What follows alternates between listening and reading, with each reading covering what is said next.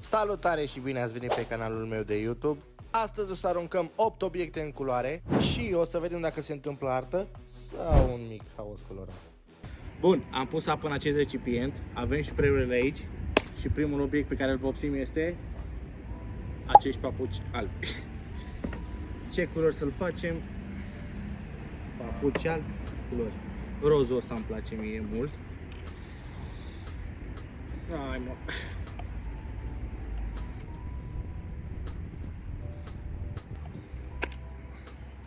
Așa. Și albastru ăsta. Băi, nene. Să nu știu, așa.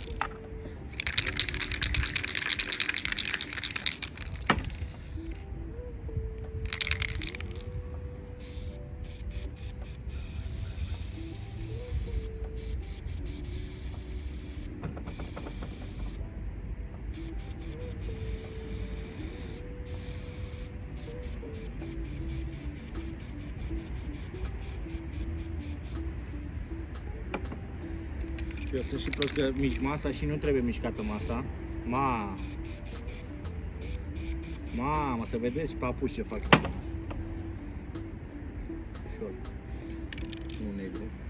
Facem deschis tot.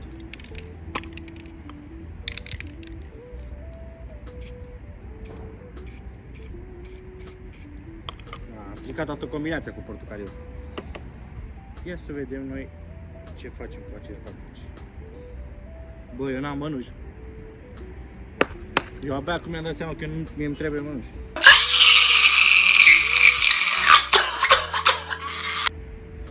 Dăm așa să vedem ce iese.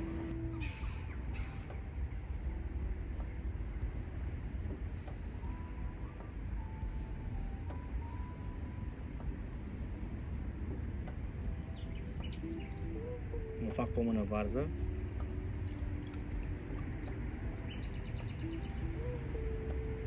Un papuc, dați și dăm asta jos. Un papuc, dați și mai dăm și aici puțin.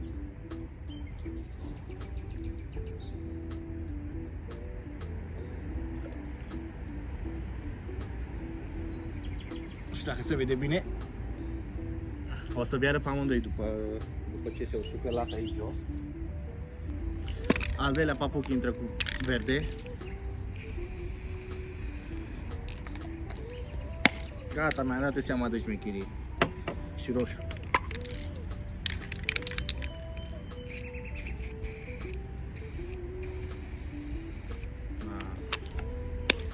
A spart tot roșu ăsta, nu e.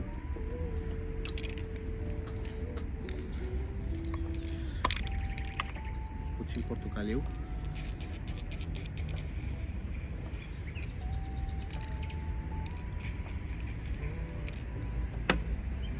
Hai să vedem ce iese.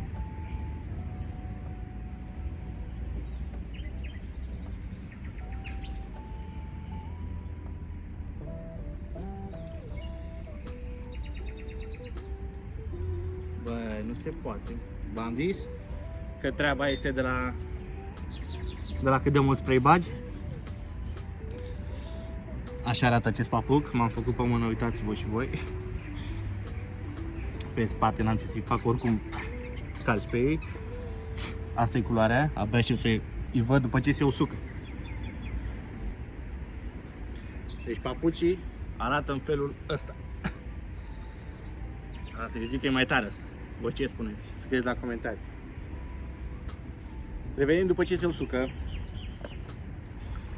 Așa. Următorul obiect este această lumânare, care este lucioasă și nu cred că va prinde nimic. Și dacă lumânarea este albă, noi o facem neagră. Sau să facem neagră, facem mai multe. Facem negru.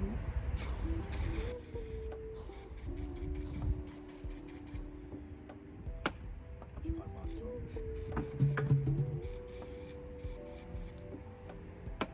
Și cu roz. Și hai să vedem. Scuzați sunetul mașinilor, sunt afară. Și așa, am vrut să-l filmez în casă vlogul ăsta, dar am văzut că e frumos afară și acum când mai am ieșit eu s-a făcut turul. Revenim. Hai să vedem cum este această lumânare.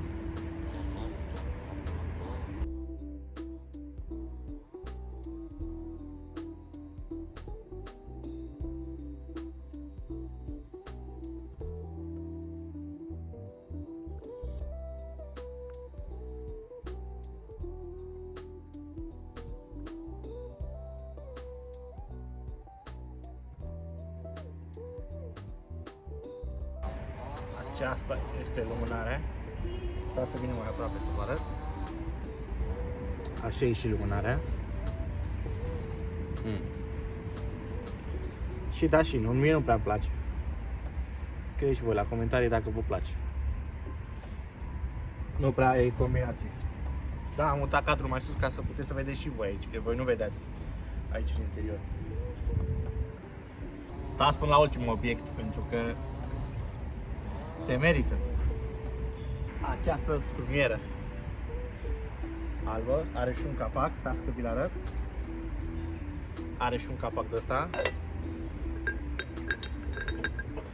A zis iubita mea să nu o stric, dar eu o stric, O facem roșu. Dar ce mai le pun în capacele astea? Hai să le dau eu de.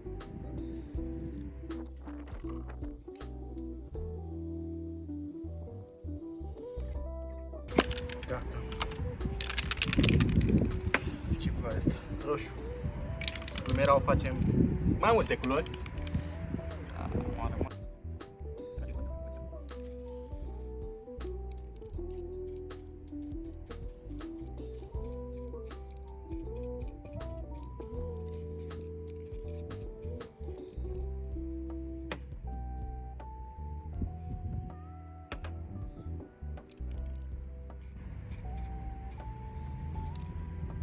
Și albastru. O albastru oldin. Și hai să vedem. Trebuie mai mult? Mai de sus.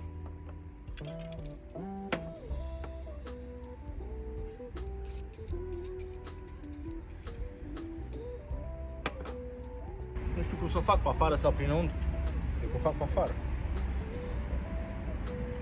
Și cum să fac? Așa.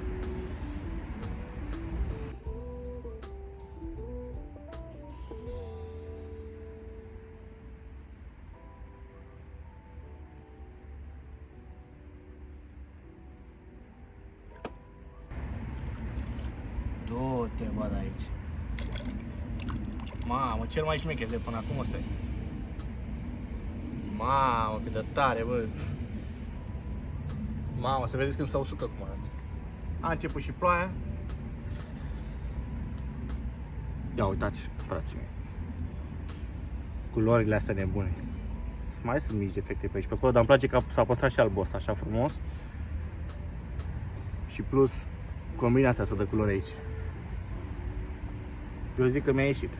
E preferatul meu de până acum. Hai să trecem la următorul. Dacă tot suntem pe lucruri de astea de casă, de așa, cană albă.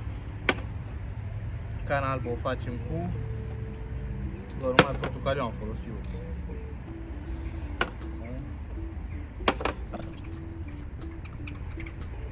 A început ploaia, frații mei. Așa, ghinion. Tot continui și pe ploaie. Chiar dacă se aude urât ploaie, eu tot îl fac. Așa, avem aici verde. Bun verde.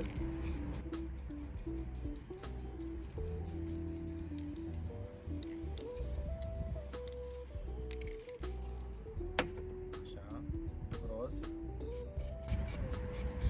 Bă, cum dau un pic de roz, cum se duce peste tot? Mamă, deja știu unde să o bag. Și albastru. De fapt, asta fac toate culorile. Portocalii. Ce mai avem aici? Roșu. Chiar și negru, ba.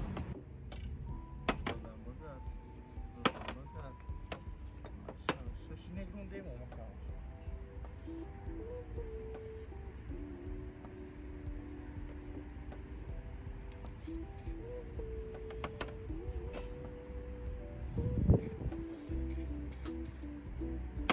Hai să vedem cu cana asta. Ha, mă, cum fac prea mult. Fiți atenți. Dar nu, că trebuie să bag mâna. Fără ăsta, nu o să mai fie ăsta.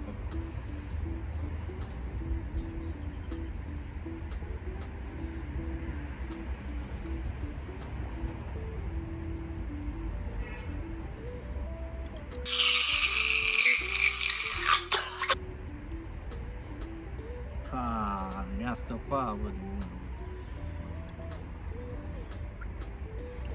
Mi-a scăpat din mână, bă, frate, bă. Ce fail total, tată.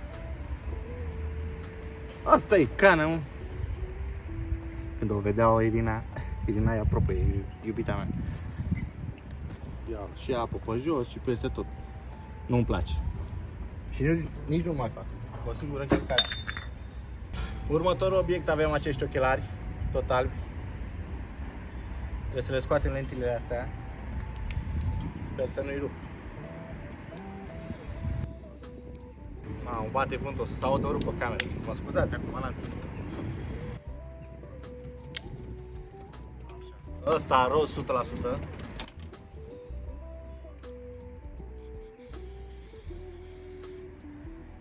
O să mă grăbesc puțin pentru că începe să dea tare cu ploaia asta.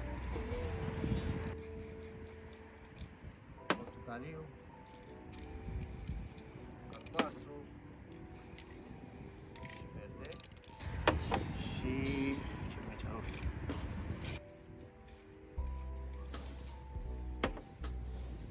Hai să vedem ce iese.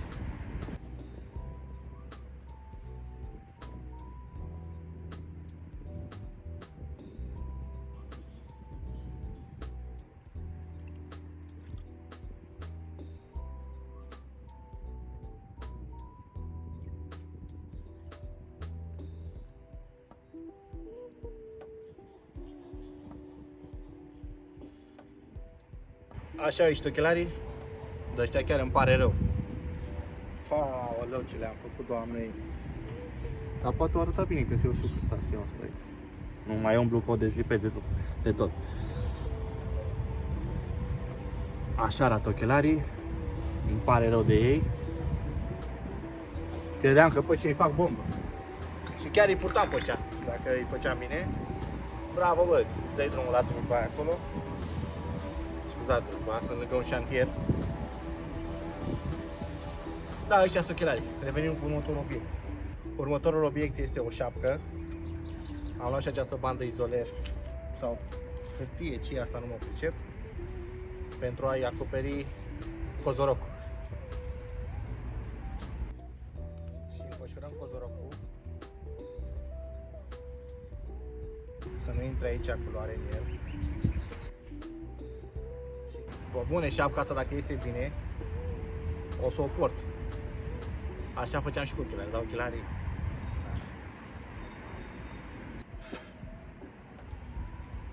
Deci eu nu pot să cred că ghinion îmi pot să am, bă, frații mei. De la șapcă, mi s-a sis telefonul și n-am mai filmat nimic. Și eu am făcut încă două obiecte, am făcut șapca și încă o husă. Și nu mi-a filmat nimic. Haideți să vă arăt măcar acum cum a ieșit. Așa arată șapca în față. Îmi place, chiar o să port șapca asta. Dar aștept să se usuce pentru că se usucă mai greu. Așa arată. Și am mai vopsit și această husă. Băi! Deci husa asta este minunată. Cum i-a putut să iasă. Și eu nu am apucat să filmez. Ia uitați-mă, frații. Uitați-mă mai aproape să vă arăt în detalii. Uitați-mă aici combinație de culori. Cum a ieșit. Perfect, perfect, perfect. Și cu pata asta. Aici îmi place și pata asta. Picăturile astea așa. Ce să mai zic, bă, frații? Mi-a luat tot cheful. Dar continuăm. Mai avem doar un obiect. Avem acești Adidas. I-am luat și numărul meu, că am zis că dacă este tare chiar să-i port. Le-am pus aici și lor. Hârtie de asta nu pot să-mi dau seama ce a început ploaia. Și aici la spate. Și haideți să vedem, pentru că a început ploaia foarte tare și nici baterie la telefon nu prea am. Am fost, l-am încărcat ca să pot să închei videoclipul. Dar așa ghinionul n-am văzut. De fapt știam că n-am baterie, dar am crezut că mai mă ține puțin. Și hai să-i dă drum. Băgăm albastru. dau mai mult acum.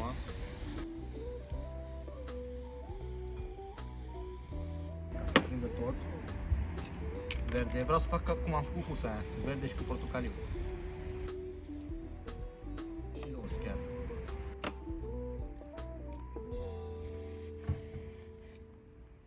Și roz, care e rozul? Cred că ăsta.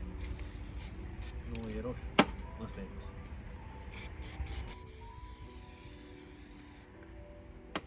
Primul tenis, hai să vedem, ca să prinde și limba.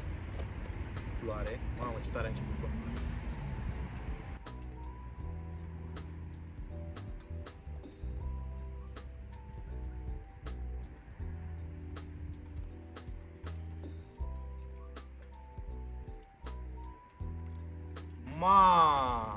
Mamă, știi ți-ai dat și ea, mă?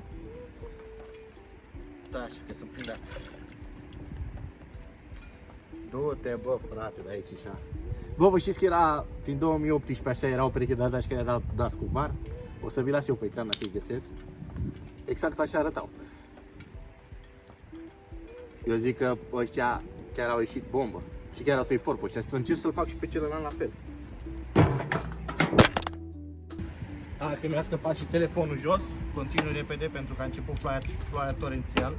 Torențial, e picături, da? Încerc mai mult albastru la asta. Nu negru, nu negru.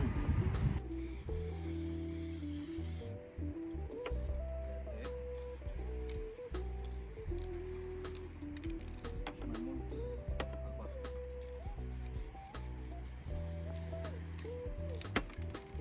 Hai să vedem și postalant. Mamă, sunt toți. Sper să iasă și ăsta.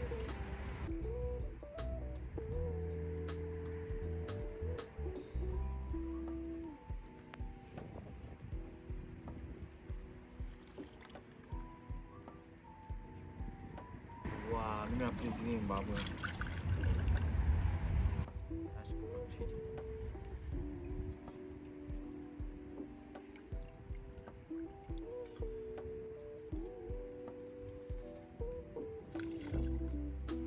Nu mi-a prins limba, bă. Stați o secundă să fac și limba. Sper să fac doar limba. Mamă, ce plouă, bă!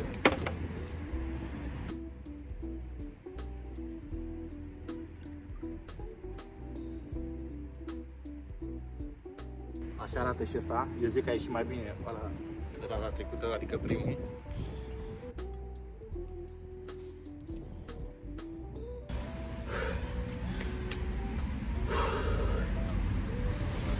M-am băgat la adăpost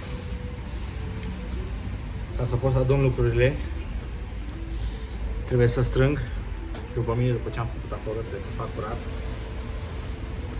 Și o să vă arăt produsele fiecare în parte în casă. Revenim de sus. Gata, bă, frații mei. Am terminat treaba și afară și vreau să vă spun că s-a schimbat total situația. După ce s-au uscat, sunt atât de fericit. Și sunt obiecte care mi-au ieșit și prost. Adică prost. E un singur obiect care mi-a ieșit prost. Dar în rest, eu zic că am făcut o treabă bună.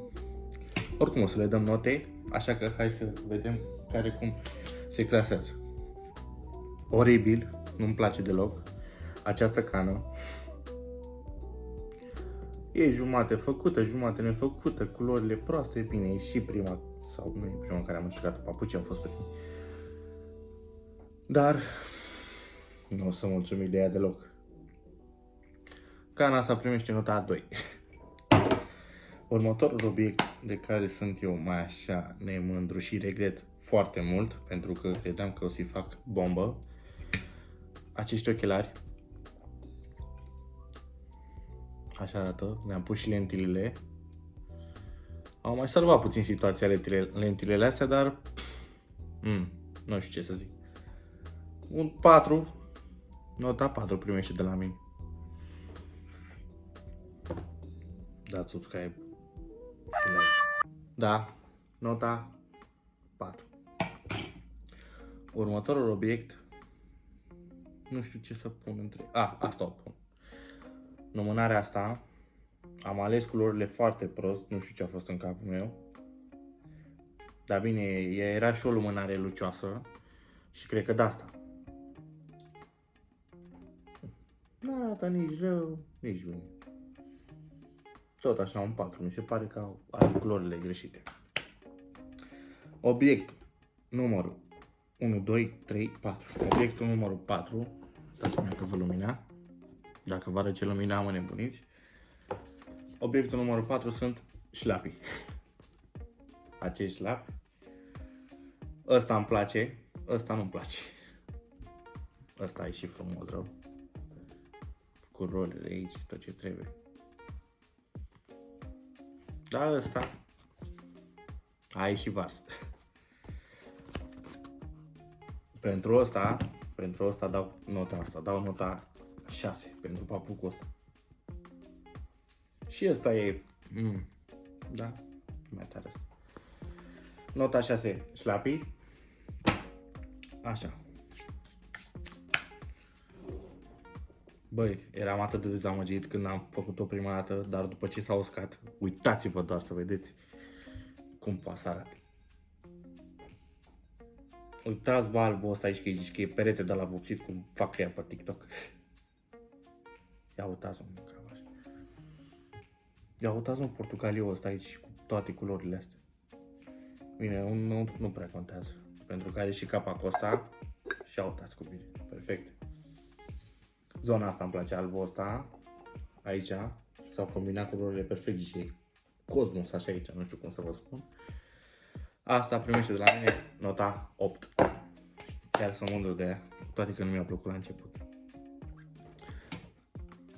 Asta, nu știu ce să zic, șapca asta. Credeam că o să o fac tare și chiar mi se părea tare atunci. Da, bine, acum e și udă, nu pot să-mi dau seama. Aștept să se usuce și să văd dacă o pot sau nu. Oricum, dacă vrea cineva șapca, să-mi scrie pe Instagram, Andreiu17.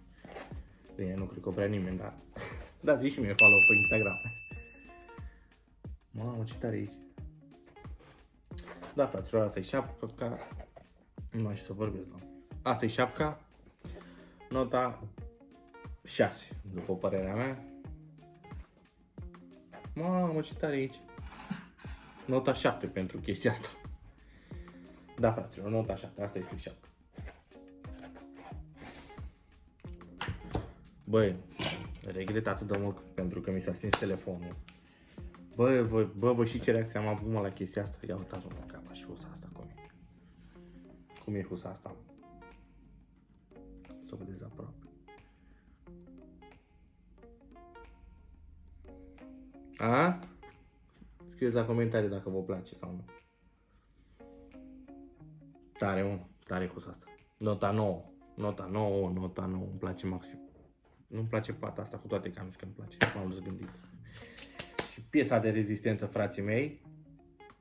Taram, taram, taram, taram, taram, taram. Le-am dat folia aia, hârtia aia, ce era aia aici jos și aici din spate și ia uitați-mă, frații mei, cum arată. Ia uitați-mă, frații mei, aici culori. Portocaliu ăsta și cu verdele ăsta și cu combinația asta. Botul ăsta roz în față. Și aici perfect și limba asta, dar bine, nu mai are roz, că... Ba da, are roz, că le-am pus șiretele, dar tot se vede. Și cu șiretele astea, cum se vede, doamne, doamne, doamne. Asta e 10 total.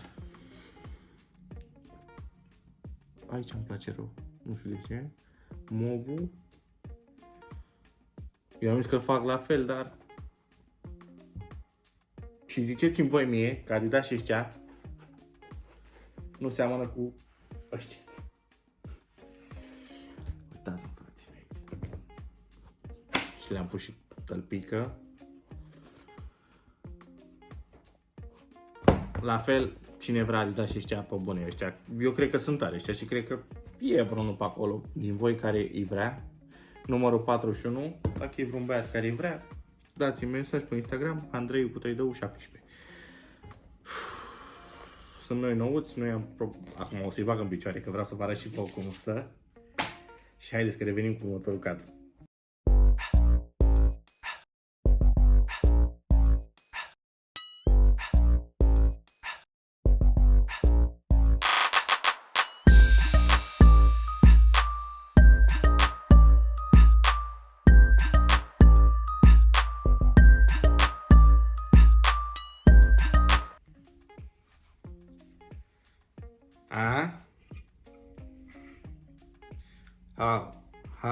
că-s Mickey Mouse, sau...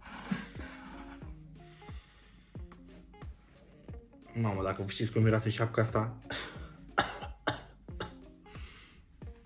Mamă, ce orăuioasă. Și o mai pun și în cap.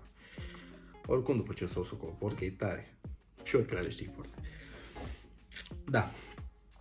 Cam atât și cu acest vlog, bă, prietenii mei. O singură rugăminte am și eu la voi. Am văzut că vă uitați în jur de 300-350 de persoane la vlogurile mele. Și vreau și eu să facem și noi la videoclipul ăsta 50 de like-uri. Nu cer foarte mult, 50 de like-uri. Și încă 24 de abonați. Așa că distribui și tu videoclipul ăsta mai departe. La un prieten, lui maică-ta, lui taică-ta, lui verișoară ta. Să fac și eu încă 24 de abonați, să fac 200 de abonați. Ce să mai zic? Vă mulțumesc pentru tot. Ne vedem la următorul. V-am pupat!